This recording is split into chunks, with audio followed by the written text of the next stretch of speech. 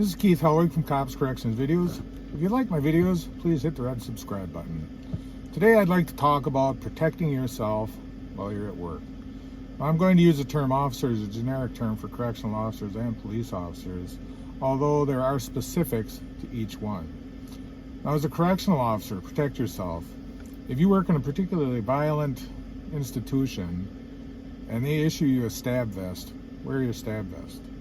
It's issued to you for your own protection. Now, in Wisconsin, they don't issue stab vests to the officers, but if they did, I would urge every officer to wear one. You know, they always say, well, you know, we haven't had a staff stabbing in Wisconsin in how many years now?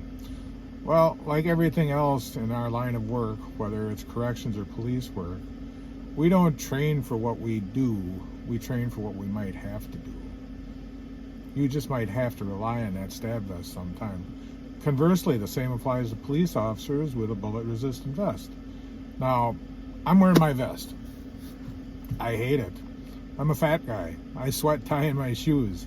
When I have to wear this vest in the summer, it's like strapping a furnace around me. But you know what? It gives me a degree of security that I wouldn't have without it. When I'm alone in the middle of the night making a traffic stop somewhere, and there's nobody else around, I know my nearest backup is 10-15 minutes away, you bet I'm glad I have that vest on. Now, that doesn't mean I let my guard down because I have my vest on, but it just means that I'm a little more secure that I do have the vest on. Do I like wearing it? No. Do I wear it? Yes. Another thing is gloves. If you're a police officer and you're patting down anybody without wearing gloves, you need to think again. You know, whether it's rubber gloves, whether it's leather gloves, pat them down, you know, and make sure when you do it, you're not just doing the light little touchy down the leg. Make sure you sweep down that leg.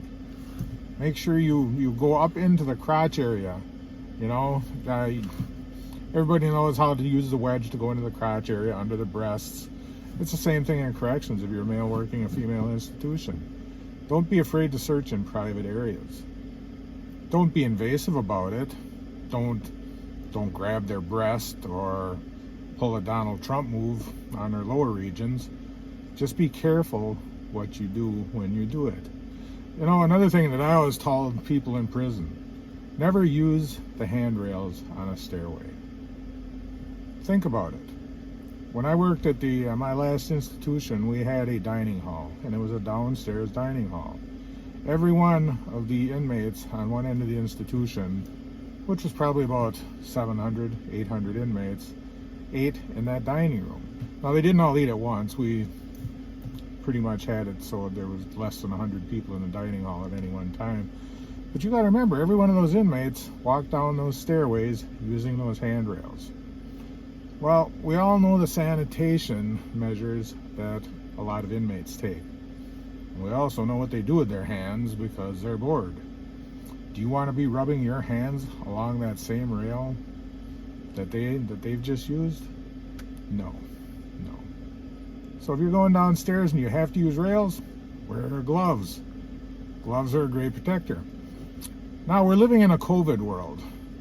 I'm so happy that I don't work in a correctional institution any longer. I have friends that work there, and they go through the weekly COVID tests. You know, some of them have been off work a couple different times because they have had symptoms.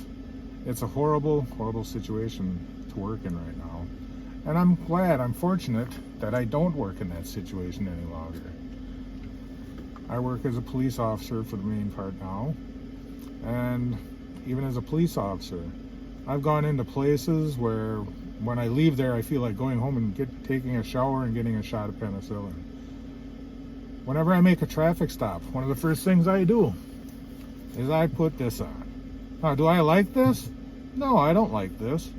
Is it comfortable? No.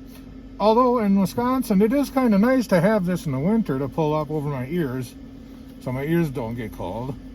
And of course, I generally wear a hat because I have no hair to protect my head, but I do what's necessary to make sure that I'm going to stay safe. Now, some people don't like masking, some people think it's worthless. Whatever you think, just do it. Is it that big of a thing to ask people to wear a mask? You know, I got called to a house not too long ago where the persons were meth addicts, both the male and the female. It was a motel room that they lived in. It was an old rundown motel room, probably 16 by 16, with a stove, a refrigerator, a bird cage. And the two people, even though they liked their drugs, between the two of them, I'd say there was approximately 700 pounds of pressure on that couch. Now, as soon as I opened the door, of course, unlike Chicago fire or whatever, I've never worked in a department where I haven't beat the fire department to the scene of an incident. When I opened the door, I was met by an odor that would probably cause a lot of people to pretty much gag. Did I have my mask on? You bet I did. Did I go in that apartment?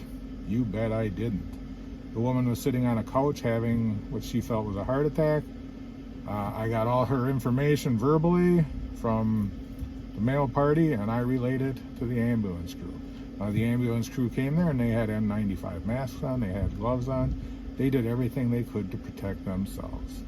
So what I'm urging you to do is to do everything you can to protect yourself. If you have a vest, wear that vest. If you need to wear gloves, wear gloves. If you need to wear a mask, wear a mask. Take care of yourself and protect yourself. Until next time, this is Keith Hellwig from Cops Corrections Videos. Stay safe and watch your back.